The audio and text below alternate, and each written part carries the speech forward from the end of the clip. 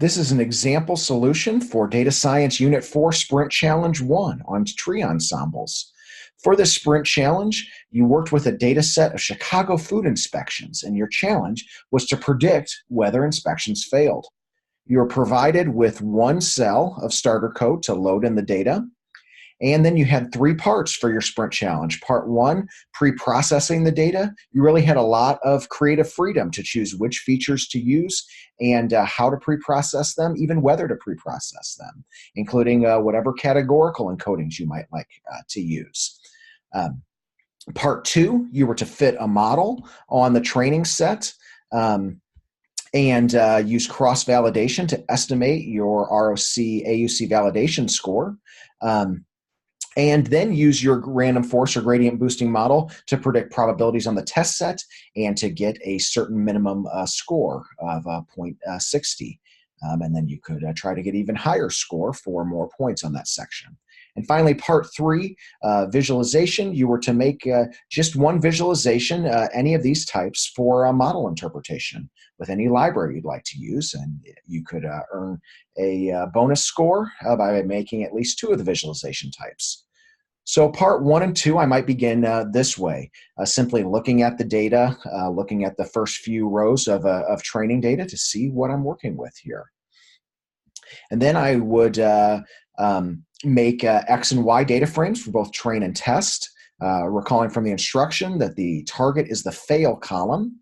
And so now I would have X train, X test, Y train, and Y test. I could do normalized value counts on the target to see that this is a class imbalanced binary classification problem. I might choose, although none of this was required to pass part one, but this might just be a standard process, right, of doing some very basic data exploration, such as seeing descriptive stats for the numeric features that we work with here. And I notice zip code. It's encoded as a number, but I personally wonder, would it make more sense to represent that as a categorical feature? I could check how many unique values it has. I see it has less than 100 unique values, and I don't know whether or not the ordering is meaningful. But I decide, okay, with that number of unique values and some suspicion or question that its ordering might not be meaningful, therefore I choose I want to treat it as a categorical variable as opposed to a continuous numeric variable. So I can make it categorical by casting its type here to a string. You could also choose the pandas categorical data type, but I do this simply because the category encoders library that I like so much, it has a little bit of a quirk.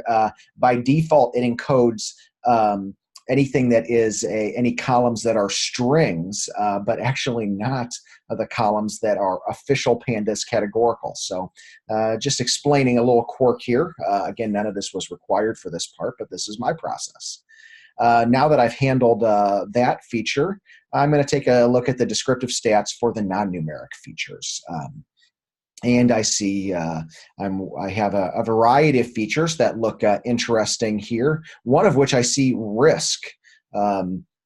Risk to me seemed like it could be a highly predictive feature that, okay, we have just three unique values. The most frequent one is risk one, high risk.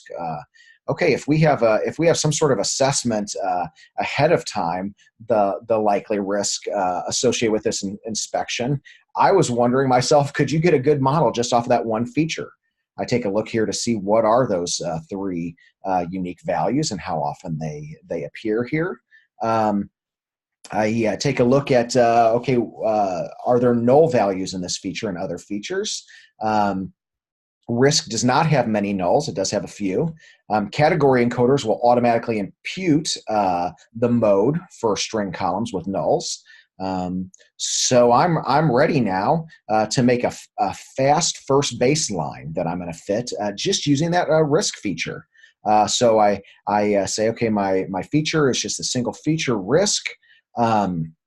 I set up a simple pipeline using the category encoders library and specifically the ordinal encoder for arbitrary ordinal encoding, and then just a random forest classifier from scikit-learn with some sensible defaults here: 100 estimators, class weight balanced, and jobs equals -1, so I make it a little bit faster. Then I put it into our cross-val score convenience function to say I want to take this pipeline and I want to train it on just this single feature risk from X train, and then I pass in my Y train, etc. And I see actually a little bit of disappointing ROC AUC scores, but that's okay. This is my iterative process. But I learned here with such low ROC AUC that risk by itself may not be a highly predictive feature after all. Next, I look at violations. Violations sounds interesting. It had the highest cardinality by far among the non-numeric columns. So I take a look at this. It looks like they start with a number and a period, and then some information about a violation. Okay, whether food handler requirements were met. They didn't have their food handler certificates. Okay, so this looks like text about inspections results, and it's natural perhaps to ask, are these texts about inspections results, are these like from previous inspections, like maybe sometime in the past that we've gone and inspected this restaurant, or are these from the present inspection? You know, you're provided with a link to a data description PDF from the city of Chicago. It doesn't clear up this question of the time frame, but it does give us some helpful information about these violation numbers and the format here. So that didn't definitively answer this question about the timing, but it's possible, and I would say even probable here as we think about it. Violations could be from the present inspection, basically documenting the results or the outcome of the inspection. So if so, that information would not be known and available until after completing the inspection. So this may be leakage. We can try using it and see what happens. This raw text, we can't use that as is in our model easily, but hey, we could extract this violation number from the beginning of the violation text.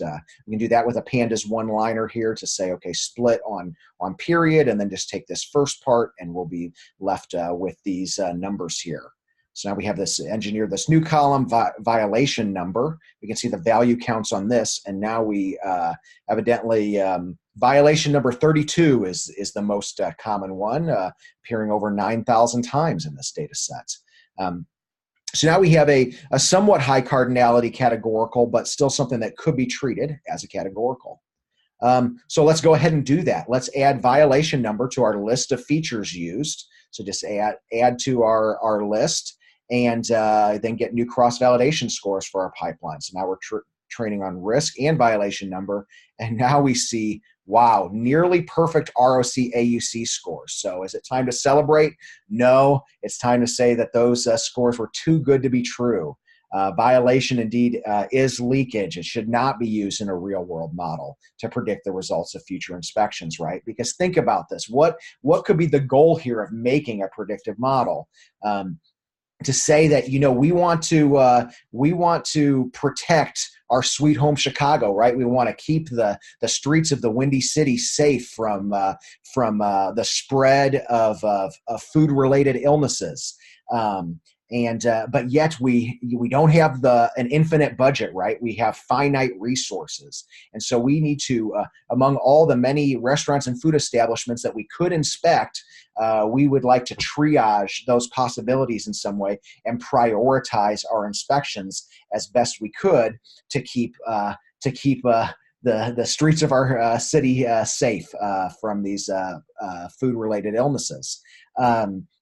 But to do that, we could only, if that's going to be useful to us, we can only use the information that was available to us at the time of making the decision of whether or not to go to an inspection.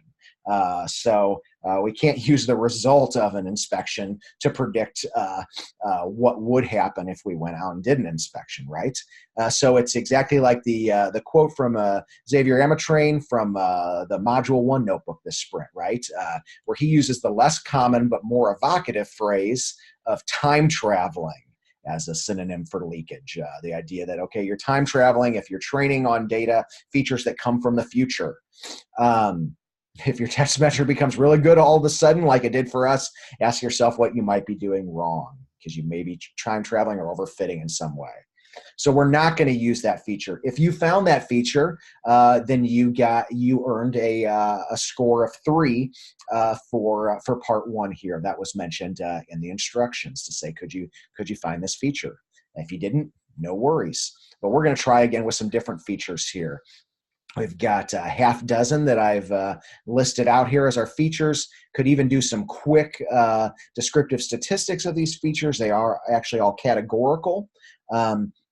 And now we could get another cross-validation score with our pipeline, now using these half a dozen features, but not using the violation number, which is leakage. And now we see, okay, we've got cross-validated ROC scores, which are well above 0.60. They're approaching 0.70.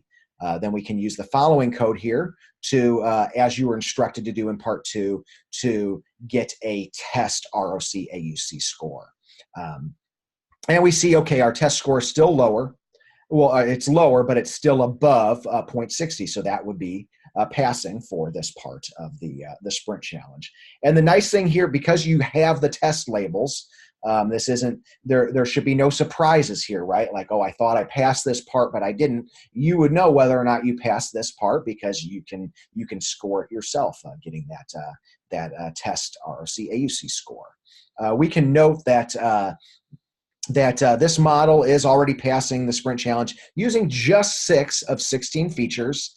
We're using just ordinal encoding with arbitrary order, no other feature engineering, no gradient boosting here, no XGBoost with Dart dropout, no hyperparameter optimization, even of our random forest. So this could still be considered a fast first baseline, and yet we're passing the sprint challenge. But if you wanted to go for that 0.70, there are many things that you could try to increase that score. I'm going to go ahead and move on to part 3, the example solution. And you were asked to do just one of these plots, but I'll demonstrate all of them. So getting the feature importances here would be done with code like what's shown here. And according to feature importances, interestingly, location features are shown as the most important here with zip code, and also least important, city and state. And I call out here, it makes sense that state is useless, right? There's only one unique value, Illinois, and city is basically useless as well. There are only 3 unique values in or near Chicago, right? We can take a look to see if we get consistent information from a permutation importance. You can use the ELI5 library like we did this week. And so the code to do that might look like this. If you recall again, these libraries don't necessarily work as well with pipelines. So I'm going ahead and pulling out my ordinal encoder separate from my model. And I'm getting an X-train transformed data frame after I run my preprocessor, the ordinal encoder from category encoders, and using the fit transform method with my X-train data frame, subsetting it on the certain features. Now I've got X-train transformed, ordinally encoded. Then I have here my model instantiated, and I will fit that on my training data set with the transformed data, and then I will use the ELI5 permutation importance features and show weights functionality to get this list of permutation importances. And according to permutation importances, inspection type is more important than zip. We're still seeing a city and state being useless or basically useless. But this is interesting. So what this is saying, I like this way of assessing feature importance with the permutation importance method, even though it takes a little bit longer to generate these, because it's just telling me, okay, what is the estimated hit that my ROC AUC score takes if I eliminate one of these features. So it's saying it's going to decrease by this much if I get rid of zip code, but train it on the other 5. and saying it's going to decrease by this much, a greater amount, if I get rid of inspection type and train on the other 5 features. So just another lens, another tool for trying to interpret this model. We can take a look at Shapley values. I will simply pull out an arbitrary row, just the very first row in the data set. My X-train transformed data set. I'm going to get that 0th index location here, and I see, okay, these are categories, and they happen to all be category 1 here. I can take a look at what does state 1 mean and risk 1 mean, and so on. I can look back at my X-train data frame if I'm curious at the same index location, the 0th row, and I see, okay, that means state of Illinois, the only state here, high risk, Chicago, 60657 zip code of restaurant, and so on. And then I can run this through my Shapley library tree explainer here. And I'm seeing that evidently this zip code is somewhat associated with a higher risk of failing an inspection. And but these other categorical factors are associated with lower risk. And it's interesting to me that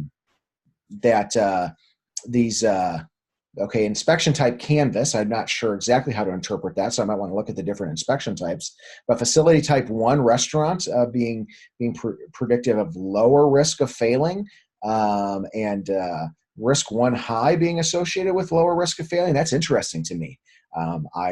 This type of model interpretation tool, it doesn't necessarily answer my questions or explain things for me.